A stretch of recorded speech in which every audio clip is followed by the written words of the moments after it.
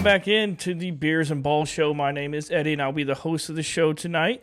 And we got two special guests. We have Drew coming back in for another episode. Have to get him in after that beautiful Carolina Panthers win over the Dallas Cowboys. We also have Tanner on the other side.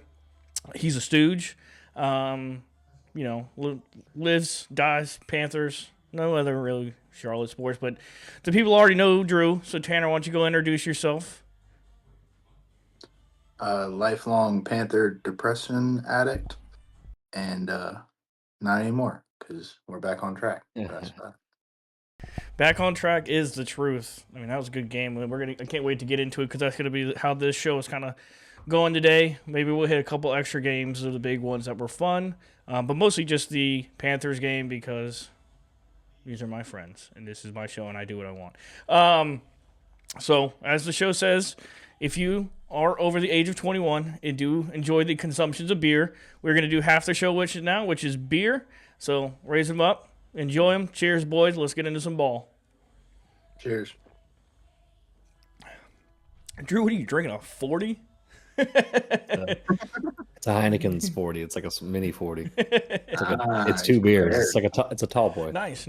Okay. Tall boy. So, yeah. Drew, let's start with you here. Talk me through Bryce Young's game. Bryce Young, man.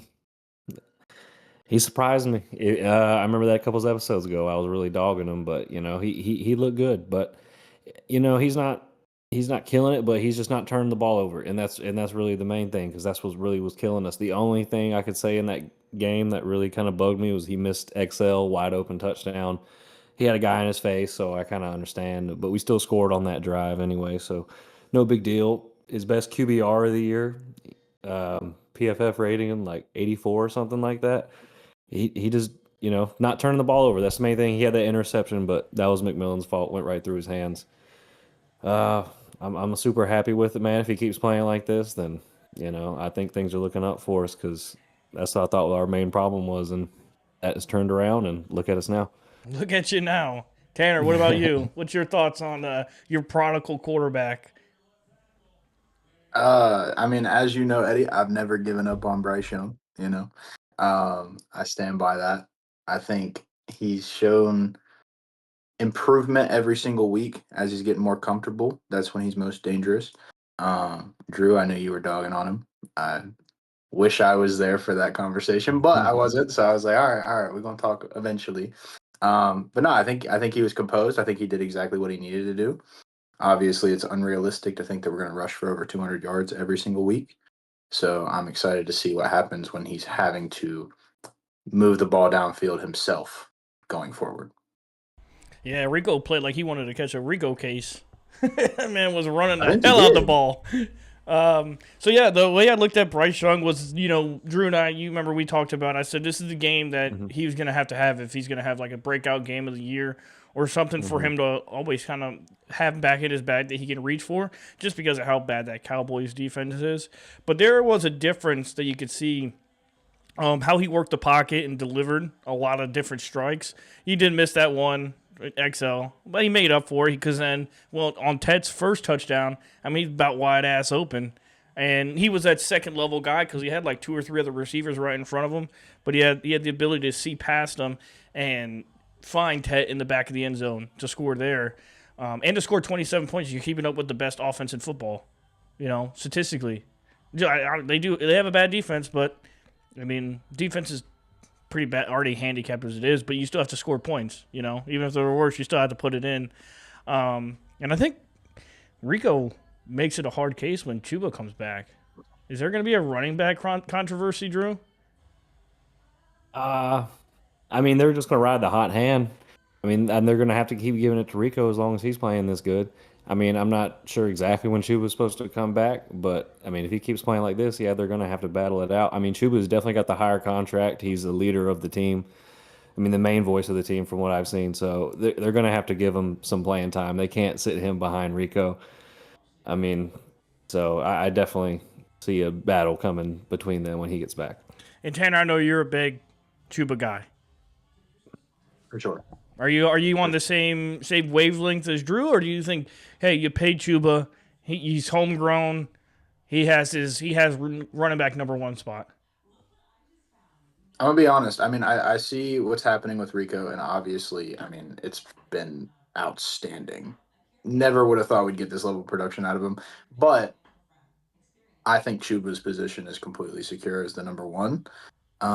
What I think we will see is more of a split because I think since the whole D'Angelo Williams, Jonathan Stewart 1-2 punch, the Panthers have been looking for that for a very long time and haven't That's been a able to deep get cut. it. And so when I look at Rico Dowdle's play, what I see is the Deonta Foreman type of play from a few years ago. But I think once Chuba comes back, I mean, in my mind, I see what Rico's doing. I'm thinking Chuba could do just about the same thing. Um, I think Chuba's still going to be the one. I don't think it's really going to be a battle like that, but I definitely think Rico's going to still be heavily involved in the offense once Chuba gets back. But right now, I think there's no rush on Chuba. There's no big need to bring him back ASAP because Trevor Etienne's balling as well. So, Then you might have just running back by committee, and just yeah, I think whoever's. they're just going to slow play it and just, any given down type of thing. Yeah, I mean, I appreciate your callback to D'Angelo Williams and Jonathan Stewart. Me and Drew coming up, we were more Stephen Davis and Deshaun Foster. You remember, you remember those guys? Oh, yeah. That's Brad Hoover. Yeah, that's right. The Hoover. That was Cap. That was Cap right there. It was Cap. So how'd the offensive line play, Tanner? When you watched them, did they hold up well? Was there a lot of pressure? They did. They did. I think they held up very well. But what I will say, as far as the passing game goes, it appeared like Bryce was more productive, and the offensive line was able to hold up more whenever he moved the pocket. Whenever he would bounce outside and be able to roll out, we saw that on the touchdowns. But it was very rare that he really just was able to sit in the pocket. So I definitely think it's still an issue. I know they're pretty banged up right now. But I was impressed by the line, especially with what they were doing in the run game. They were making it very easy for Rico to look as good as he did. So Well, and Drew on the offensive line, I think I have a bone to pick with you because your center and left guard just kicked Kenny Clark out of the club on a one run, and I just don't appreciate that. I know he's a Dallas Cowboy, but that's my guy. That's Kenny. You just don't do Kenny that bad, man. Hey, my bad, man. We'll make sure we treat him right next time. But are you on the same feeling of like this offensive line played probably its best game? Because I didn't really see Bryce have too much pressure on him. Oh, incredible! And in Josh Nyman and Brady Christensen. What I was trying to tell you about Yash, I said, do not disrespect Yash. You did, man. You did, man. And they stepped up, man, and they played great. All of them had great PFF grades. I think we had the highest run blocking grade in the league this week. I mean, that really definitely helped. Bryce looked, like he could sit in the pocket and really dial it and throw it downfield, and he had time to do that. Now, granted, the Cowboys were kind of just doing base 4-man rushes, but other than that, I mean, and our run game just really helped open up the pass game because that's what we've been struggling to get. And when we're getting those 8-yard runs and they're scared of that, then we can throw that play action and launch it downfield because we really like running those play action plays. So when he has time to run that and sit in the pocket and everyone's blocking, man, it's a beautiful thing to see. That was what I was ranting on yesterday during my Packers rant. The biggest thing that was just pissing me off during that game was that Matt LaFleur kept calling plays, like just run plays. I mean, we were just running into a wall for like 2 yards, and then it wasn't opening up anything on the pass game. So when you're working in rhythm, that means your run is complementing your pass, or your pass is complementing your run. When one of those two things aren't doing their job to complement it and really set it up, you're a big piece of shit heading down a hill fast. Like it ain't good. So in the second half, as I was preaching, for the pass to now open up things for the run, and that's exactly what it did for the Packers. It's exactly why they're able to run the ball well. Now, we have to give an honorary mention to Travis Etienne on that heads-up play at the end of the game when he could have scored. Could have had his own moment in the end zone. I don't know if he scored at all this year yet, but he could have had his moment in the end zone. Went down. Smart. Heady play. Right. Those are the type of players you need on a football team to really generate success at the next level. And then your kicker came in and made it. Knocked it in. Oh, yeah. Ryan Fitzgerald, man. Thing of beauty. What was the pressure sense? Did you guys think he was going to make it? I did. He was a top kicker coming out of college. He probably should have been drafted probably in the later rounds. We scooped him up in undrafted free agency, and he's just been a blessing, man. I mean, I wasn't nervous at all. I think he's going to be here for a while, and he's going to be one of the best kickers in the league. You need Casey, what's his name? John Casey or whatever that kicker's name was that was there forever. Yeah, that's our new John Casey. That's it. What about you, Drew, or Tanner? You think he was going to make it, or you seen this storybook before? I mean, look, I was really nervous, but You were at the game. You were at the game. I was. I mean, it definitely was a hold your breath type of moment. But what I will say is, I feel like the offense did a very good job of getting it close to where it was a chip shot. Yeah. So the one thing that definitely made me hold my breath a little tighter was whenever I saw, I don't know who it was, but he jumped over the center. Oh yeah, I saw that. Yeah, and I got absolute flashbacks of like Kim Chancellor doing that, and I was like, brother, that keeps you up at night. Way it happens like this, Yeah. Because I was hoping that we were going to try and just run it one more time as the clock was expiring and just see if we can snake in a little touchdown and make them Hail Mary, whatever, just so I didn't have to stress about it. But hey, it worked how it should have. I was on the opposite end of the stadium, so all I could really see first was homeboy jumping over the line, and I was like, "There's no way!" And then luckily it was already in, and I was like, "Okay, thank God, we're good." And Sweet Caroline started blasting, and most of the Dallas fans had already left, but the ones that were still they had to there, get back to Gastonia pretty quick. 100%. Well, since you were there, Tanner, why don't you give us a kind of a environmental pulse of the arena? Like how was the crowd? How was the environment during that game? Honestly, I was impressed because past 2 years Dallas has came to Carolina. Unfortunately, I have not been able to go to those games. I was out of town. But all I got was videos of just seas of Dallas fans. Like they just took over. And I was like, dang, like this sucks. And this year, I mean, Panthers fans, they really showed out. I'm not going to lie. Like the split has normally been, since we've been very bad for a while, it's been about 60-40, but favoring the other team as far as fan base goes. But I mean, there's a whole lot of Panther fans. They showed out. They were loud. In our section, I mean, we had a good amount of Cowboys fans, but it was mainly blue, on the good way. But there was a couple times, I think, coming out of the half, that the Dallas fans actually started to take over a little bit. It was, I forget which drive it was, but Drew, you probably remember, Bryce could not hit a throw to save his life.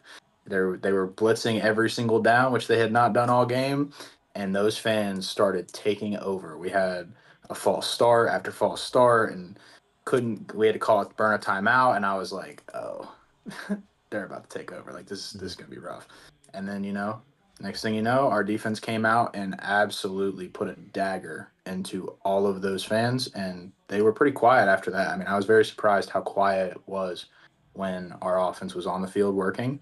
Because normally all you hear is, it feels like you're in an away game the entire time. So, but it was really good, and especially that last drive whenever Panthers shut them out and got like 2 or 3 tackles for losses or whatever. I mean, Panthers fans were loud. They absolutely took over. And every time that ref was on the screen, they were definitely heard. So it was good. It felt very nice for a change. Hell yeah. No, that's awesome. Well, before we move on to the defense, either you guys have anything to add to the offensive performance, anything that stood out, anything that pissed you off? I'm really happy with Mitchell Evans. I think he's a great. I think we got him in the 5th round, and he has just showed out. I mean, I think he's got like 3-4 touchdowns. He tight end, he had right? A great, tight end. Yeah, tight end. Yeah, rookie. I think he came out of Notre Dame. He's a great blocker. I mean, he was pancaking dudes left and right. If he came from Notre Dame, he knows Jesus and he knows touchdowns. That's right. I love him. So, I mean, that has really helped us out, especially with Jatavion Sanders being injured. When he comes back, I think him and Evans are going to be a great 1-2 punch and Tremble. I mean, so it's just looking up, and we get Coker back next week, hopefully. And so things are just looking up from here. That's your guy. Coker's your guy. He is, man. Bryce loves Coker, man. He loves Coker. I love Coker. Well, that'll wrap it up for the offense. And before we move to the defense, we're going to take a nice little beer break. Hey, hold on. I want to say one thing real quick. I am formally requesting for more Jimmy Horn. That's what I Okay, need. you know what? Let's go ahead and Taking we'll write something up and send it over to Dano, and maybe Dano can get something done. Cheers to the I agree. offense. I second that. It really feels like that the offense is kind of made of just by committee. You know, you got 3 capable tight ends by committee. Not one of them can take over and dominate a game. You have 3, all those receivers. You know, it's so funny how, you know, Drew and I were talking about when Ted hasn't gotten his first touchdown yet, goes out and gets 2. Right. It was his grandpa's birthday. Yeah. You know? Well, I think we had more of that to do with it than sorry, Grandpa, but we put it out in the universe. Yeah, For sure. and not to crap on Ted, but he did that pick was his fault, went right through his hands. Hey, And he did that last week. It had one go right through his hands. The guy almost picked it off, so he needs to work on that. For sure. If Ted, if you're listening, dog him. I love Ted. Yeah, Ted, if you're listening, probably not. Just letting you know. Yeah. Here at Those one-handed. Here at Beers and Ball Podcast. Catches are cool. Yeah. Hey, the show loves you. You're a friend of the show. All right. I think we'll win a lot more games if our tight ends stop trying to hurdle everybody, because they'll stay healthier. No, they're just trying to outdo George Pickens. For sure. And also if Leggett does not decide to lateral. You know what? I forgot about that. We got to talk about that. Is it Rico's fault or is it Legette's fault? In no world is it Rico, unless Rico's like, hey man, throw me the ball. Rico called for it. He did. He called for it. His dumbass was 2 yards ahead of him. Rico said, "Give me the ball." He said, "Pitch it back. Pitch it back." He was in front of him. How's he gonna pitch it back?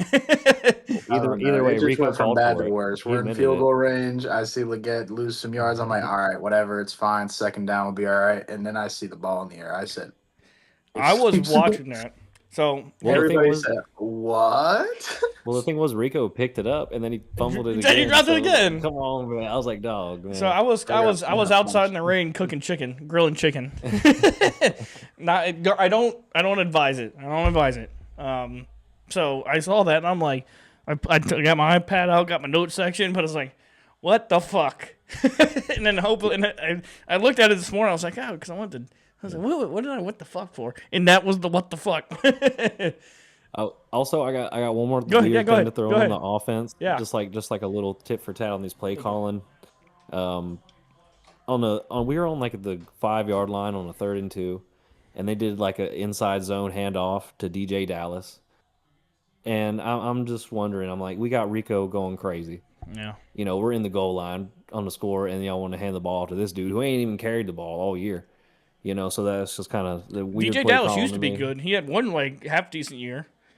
I mean, yeah, but you're gonna give him his first handoff like right there as a 3rd and 2, like on the 3-yard line when you got Rico going crazy. Dave, let's figure it out here, Dave. It's giving me the Marshawn Lynch.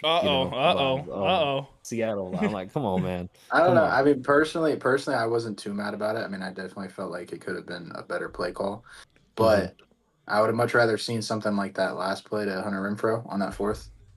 Definitely. Because they were expecting us to run. But I did like the little bit of misdirection, not giving it to Rico just because it was so obvious. I mean, we ran the ball 31 times. You know, Rico, they knew that Rico was getting the ball. Hey, he was doing his thing. I mean, he might have been able to fight through it. But I kind of, in my head, I'm like, all right, I can see where maybe, because they did try to motion him out a little bit. I was like, they were trying to play off that little bit of a misdirection.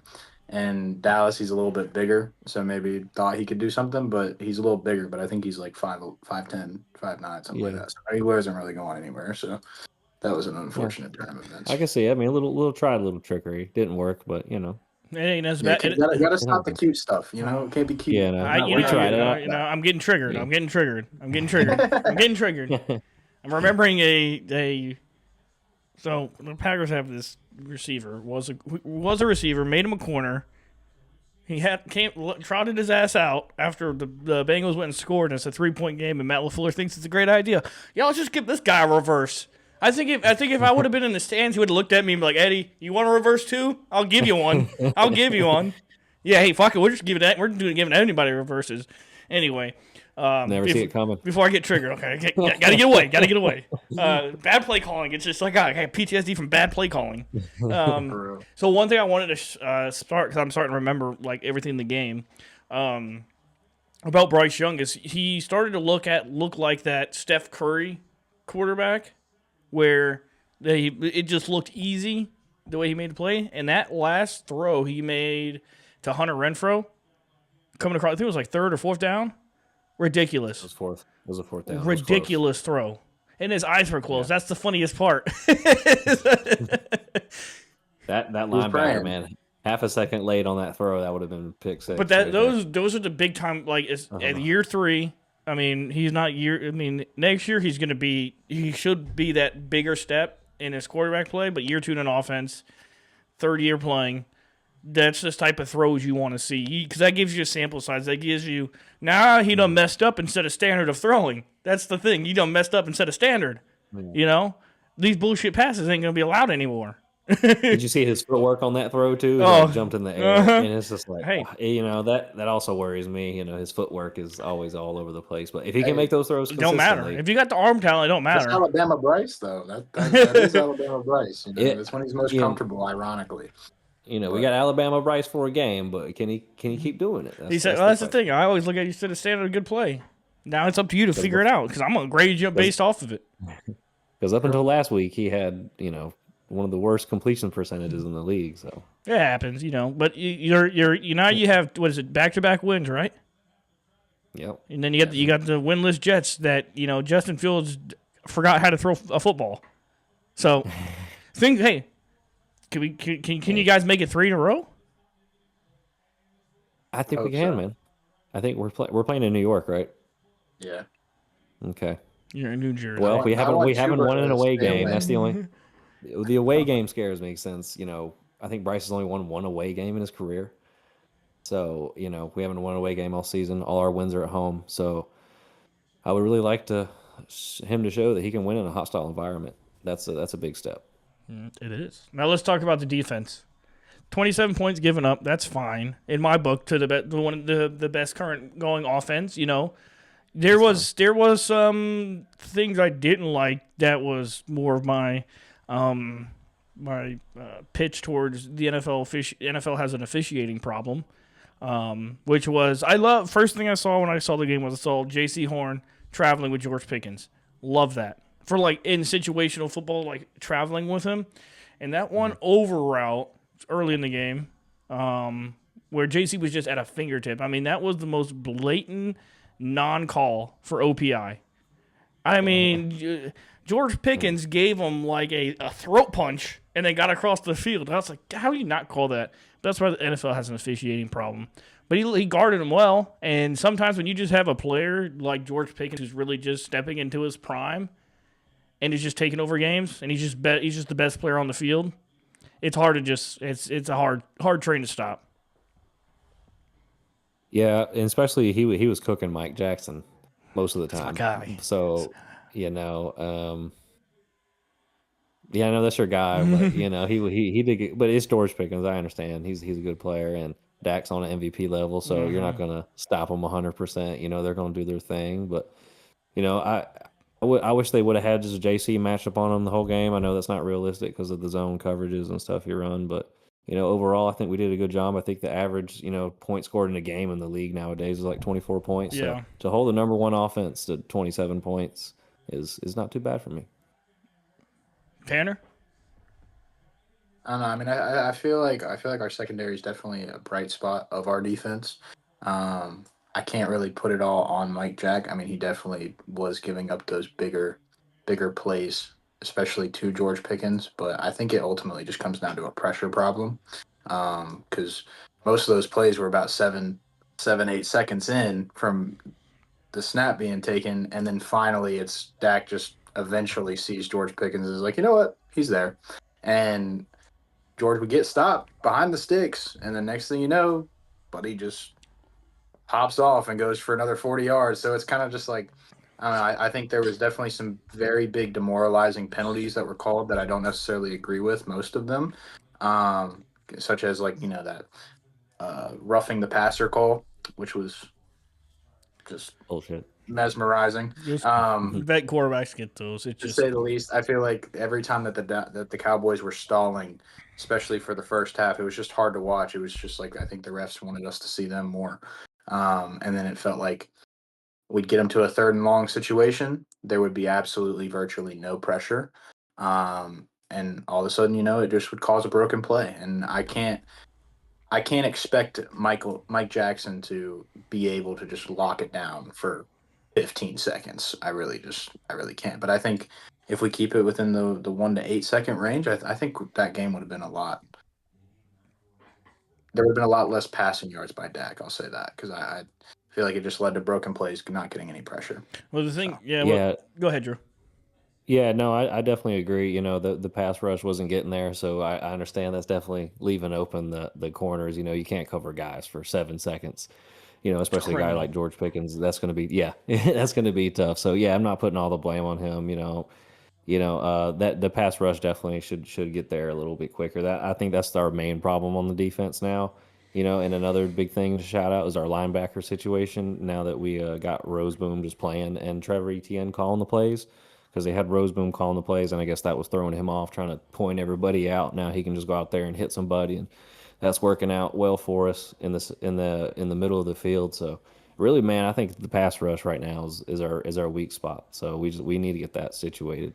What do they need to do? Do they need to do more stunts? Do they need to try and disguise more pressure looks? I mean, I didn't get a chance to watch the whole game. I kind of watched a lot of bits and pieces of it. But what is it that are they just vanilla with their looks? Is that why it's easy to block a 4-man rush for them? I just don't think all our edge. I mean, Patrick Jones was the most getting to the quarterback yesterday. And our other edge rushers are pretty much just rookies. Derek Brown's improved, but you can't expect the D tackle that's getting double teamed most likely to get to the quarterback. So you got to get those edge rushers there, and we really don't have an elite edge rusher. Nick Scroton and Princely are developing, but I don't think they're going to be. They're not 10, 12 sack guys yet. So Tanner, we're just missing that guy.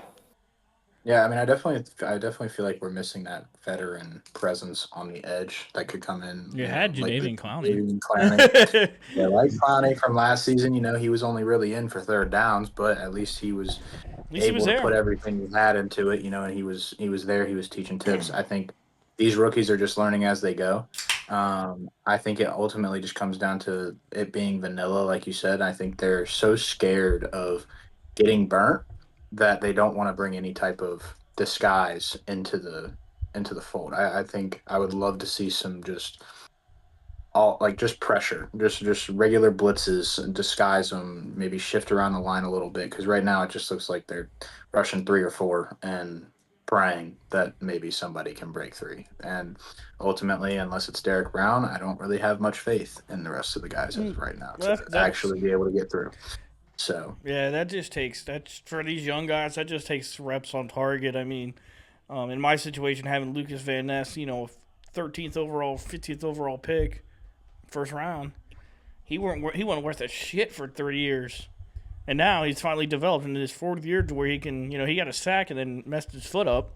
I'm sorry, he can take it or leave it. Get a sack, availability. That's kind of in the world he's living in right now. But it takes time. And that veteran guy. I mean, there's going to be a bunch on the market. I'm sure Von Miller will play another year, and he'll come hang out in Charlotte for a bit, teach some moves. Never in a million years. From the games that I did, or the downs that I did watch, the things that I liked the most at your defense, I know I texted it to you, Drew, and I said that getting those stops were big. Those first 2 stops. Because then you proved to stop them. You proved that you could stop them. And so you started off with, you held them 3 points to start the game, held them to 3 points to end the game. Those were big moves for your defense. Yeah, man. And I think a big part of it was like they saw the offense go down and score instantly. And I think that was a big problem earlier in the year where the offense couldn't move the ball and they were turning the ball over, and the defense, they just kind of get demoralized because they're on the field all game and the offense can't move the ball. So I think, especially after last week, we had that victory, and then Bryce comes out there and he just marches us down the field and we score, and the defense, you're like, all right, let's go out there and back them up. And that's exactly what they did. It's been a morale problem. And I think that's finally starting to fix. It's good that you can get that kind of boost without firing your coach. Yeah. It's weird how you fire a coach and the whole team's ready to go because they feel like it's their fault. How about we just get ahead of that step? Why don't we just go ahead and play good? and our coach doesn't get Exactly. fired. Like, that's always been the wildest thing for me. Tanner, how do you think the defense played? Overall, I mean, I was pretty satisfied. I'm not gonna lie. I mean, I feel like there was a lot of times where I feel like the Cowboys' offense was just bailed out blatantly, and then something was going to go their way. But what I was very shocked about was how Dallas went for it on fourth so many times in the first half. I think it was at least like three or four. Well, that And makes sense because their the defense, they know their defense aggressive- is going to give up points. So they're just like, we got to try yeah, and get something. yeah, the aggressiveness was very interesting. But I definitely I feel like this Panthers team overall is just built off of fighting against adversity, and now they're realizing, hey, we can make certain mistakes. And we see the 0-17 start against the Dolphins. We can make mistakes, Yeah. we can mess everything up. But if we fight and we get a little bit of momentum, we can do a lot of things. And I think the offense being able to put together these longer drives is giving our defense more of a reprieve to where they can actually go out there and they have something to fight for and they're refreshed and they're not just dog tired because it's two plays and next thing you know they're back on the field, you know. So I definitely like the fight that I'm seeing in them. I think that the Panthers have always been a very big momentum team. Yeah. And I think, you know, they had a very big bend don't break mentality, and I think that absolutely showed on Sunday. That's good. I definitely agree with that. And I think that as we get through later in the season, there's a good chance that we look at this game as the thing that's catapulted years from now, seasons from now. That this is like, you can look back at this moment, it's like, okay, you got two big wins. You were down 17, and then you beat the best offense in football. You know, the two big, now the guys in the locker room that, you know, obviously that you think they listen to the media. They're dumb to say if they didn't. They will listen to the media, and everybody's talking about how they didn't have a chance. You know, it was 3.5 point swing, so maybe they didn't hear that this week. But overall in the national media, they have them down at like the 28th best team in football. Maybe they get a little bit of confidence, like we can play with anybody, because you're not going to see a more prolific offense the rest of the year on paper. You know, teams might score more or less, but you won't see that level of prolificity because when you play against the Cowboys, you might as well start in the regular season at least. Go ahead and give Dak Prescott 250 yards off the bat and just go from there because he's just going to get it. You know, he's going to throw the ball 40, 45 times a game. And to hold up with that many attempts that he had and how prolific this offense has been, only giving up 27, that's an A-plus job in my book. You know, because you hit it on the head, Drew. The league average is like 23, 24 points. And this is a down year for points, too. So I give it up to him. I mean, with the actual grades, probably not A+, but what I expected versus what I got, that's an A+ in my book. Yeah, no, definitely agree, man. I was surprised, you know. I didn't think our offense was going to be able to keep up with them, and they did. You know, I know they have a bad defense, but, you know, 2 games in a row, and as long as they can just keep it rolling, man, it's all about the momentum and the morale. Yeah. And it's up. And I got to go ahead and say, you know, Drew, I told you, I had him winning. You did, man. You did. I say. I almost changed my answer when you picked them. I was like, Yeah. oh my god. No, I said, I was like, well, yeah, because I thought they were going to win because I knew their defense getting hold up. And I did when I looked at this game, it just made me think of 2 years ago, when the Packers couldn't stop a cold, and we went the Panthers and Bryce Young had his like first 300-yard game, and I'm like, this defense is about as bad as that Packers defense was. So I think because Bryce has a tendency to light up bad, boring defenses. You know, as any quarterback should, but especially Bryce, he's done it. He has a track record with it. So is there any other things that you guys wanted to talk about this game before we wrap it up and preview the Jets game? I would say this. Over the past couple years, Drew, I'm sure you know, our run defense has been absolutely atrocious. Nothing made me happier than to see us going for over 200 yards again with their player, or was their player, and then also holding Talking his shit and backing it their up. new golden boy to 30 yards on the ground. I mean, that was fantastic. The fact that they knew they could not do that same thing to us, because ultimately, and Eddie and I have talked about it a lot, when it comes down to, if you're going to tell me Dak Prescott's going to throw for about 250, 300, I'm going to sit there and I'm going to say, okay, we probably have a chance. Now, if you're going to tell me they run for over 100, not a chance. we're absolutely screwed because we have no run defense. We can't stop the parked car. That's just kind of how it ends up being.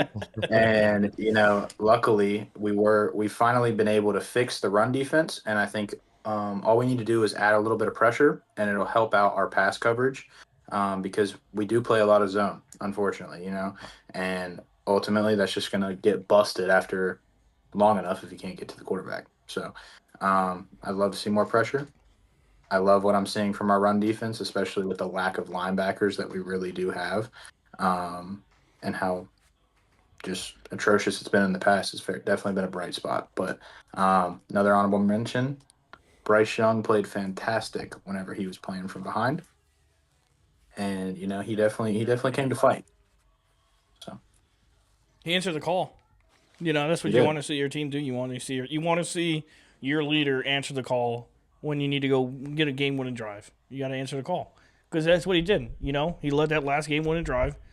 Did everything, made every play he needed to make, and I think that's probably the main focus of the entire game is that when there was a big play that the Panthers needed to make because I remember I texted you, Tanner, early. I said you just got to keep it close. If you can keep it close, you can strike, and they were being able to do that. And every play that Bryce Young needed to make, he made. And that's all you need to see in your quarterback. It's not going to happen every game, but he out of the chances he had, he hit all. Yeah, and that's the good thing about keeping it close is you can keep the playbook open. Yep. When you're down 20 points, they know you're going to pass it. You're done. So it kind of makes it a little harder. But I would say the bright spot of this team is kind of seeing this draft class really come along, and it seems like a lot of the picks in this draft class are hit. I mean, Tet, Scroton, Princely, Ransom, Evans. A lot of these guys are already playing, and they're playing good as compared to, our draft a couple of years ago. They had Jonathan Brooks, DJ Johnson. And they were all hurt. They were all dropped. Yeah, exactly. So, it kind of shows that, Dan Morgan and them are probably figuring it out with their talent evaluation, and that's a big part of the NFL is getting your talent. Yeah. And building through the draft. And Draft that and develop, kind of baby. shows me that, I think that kind of shows us that, they kind of know what they're doing now. So I think that's very exciting. Fantastic. Now, let's kind of shift gears for just a few minutes. Let's take a look. I'm sure we'll talk about it more this week. Just bird's eye view. Yep, beer break. That's a good call there, Drew. Appreciate you. Let's end the defense. Shout out defense. Moving on to the preview. That damn beer's good. I'm glad that you moved off from the fruity beer. I think maybe did you feel attacked? It's not fruity. It's IPA. It Doesn't mean it's fruity. it's got fruit in it. Not all of them. Most of them. I always say, Hey man, you drinking college beer? Hey, it's quality, and I got cool logos. You see this? Hey, some college kids went to get a No, we case of can't Busch see it. Light. Yeah. Some college kids went to get a case of Busch Light and party, and it's all sold out, man. Ruin their night. Hey, that's on them. They That's go, why I buy in bulk. I never run out. Buy in bulk. So just give me a preview, kind of a bird's eye view, Drew, on going in the Jets game. Kind of just what you're excited to see from the Panthers, what the Jets do that kind of worries you a little bit. It could be a player, it could be a scheme, whatever you choose. The floor is yours.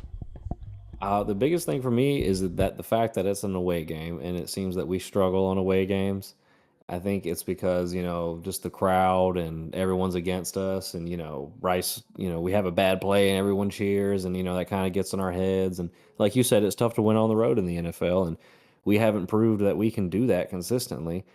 So that's really my thing is, I'm not scared of the Jets team. I'm not scared of anybody on their team. I'm not, I think we're a better team than they are. We were better coached. We have better players, but it's just winning on the road seems to be a problem for us. And I just want to see that Bryce can keep his composure and just play well, not turn the ball over, and I think we'll be okay. Tanner, what you got? Well, I'll say this. I started off today, enjoying my victory Monday until I saw that the Panthers are actually underdogs going into this week. By how many? What's the spread? What is it? Its spread is 1.5. Yeah, see, they Panthers get 1.5. you're really actually favorites in the eyes of Vegas because the home team gets 3 points. just off the bat they get 3 points. Fair. To knock fair. that down to a 1.5 or 1, it's gonna swing to Panthers' way by the time the money gets in there. Yeah, I mean, I could agree. I mean, obviously it's the opening odds, but just the Jets being 0-6. Honestly, I haven't kept up with the Jets as much this season. I won't lie. Not a What I fun will say watch. though is, Not a fun watch. I feel like it has been though, and I'll make this argument because what I don't want is for the Panthers to just be seen as like they should win this game. I mean, I think that definitely, like Drew said, that we do have a much better team. Defensively, though, I think the Jets absolutely stack up better than we do. So it's definitely going to be on our offensive line and on Bryce ultimately to see what we can do with our offense because I'm not scared of the Jets offense. I might come back to choke on these words, but if you look at the Jets season, I mean, they've pretty much lost every single game aside from the Bills game. That was a little bit of a blowout. But aside from that, it's been like last second field goals and just they've really stood toe to toe. I mean, they lost 2 points by 2 points to the Broncos, who I think is a very solid roster. Yeah. Granted, it was in London, but they went with the defending champs. They lost on a last second field goal. I mean, the Jets have definitely shown these flashes where I think they can be a very dangerous team. And obviously, I don't think we're in the conversation of the Jets becoming like the Browns and having a losing season, 0-16, whatever it is. But they're not going to win this week. I'll tell you Good. that. I like that attitude. So. You know, I never really. AFC and NFC games are just like weird. You know, because it doesn't seem like either team plays like their normal tendencies. It kind of feels a little washed sometimes. It can get chaotic. I see the Panthers winning again. I think you guys both hit the nails on the head, especially going against it's an away game. Their defense is better. I mean, on paper. I mean, you can kind of go 1-for-1 if you want to look at it that way. With, you have Brown, they have Quentin Williams, Sauce Gardner is like a hype beast. Good, Yeah. because he lives in a New I'm York.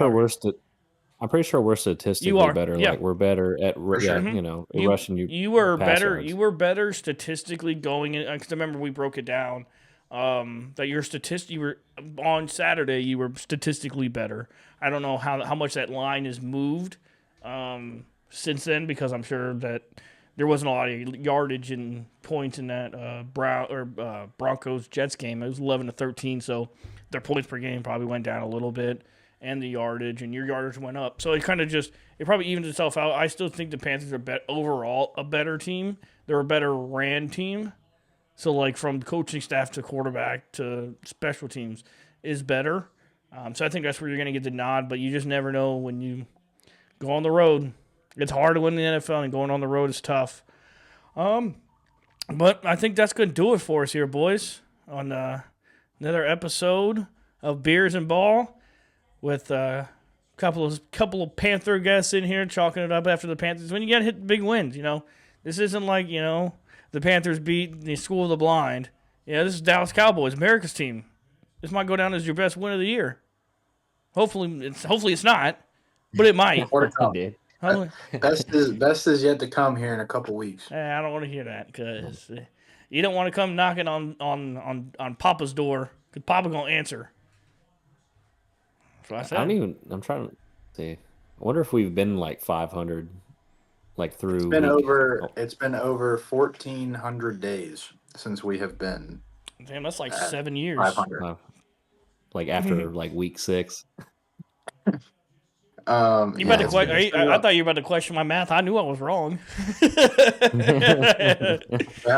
can't see how many games you're chugging over there, so who knows, But it's definitely been a while, and that's also at any point in the season. We haven't even been 1-1 in over 1,400 days. So, definitely a big win. Definitely a big win. And I don't even want to know how long it's been since we've been positive on the season. But I'm sure that stat will come out on Sunday evening. There you go. Now that's the oh shit.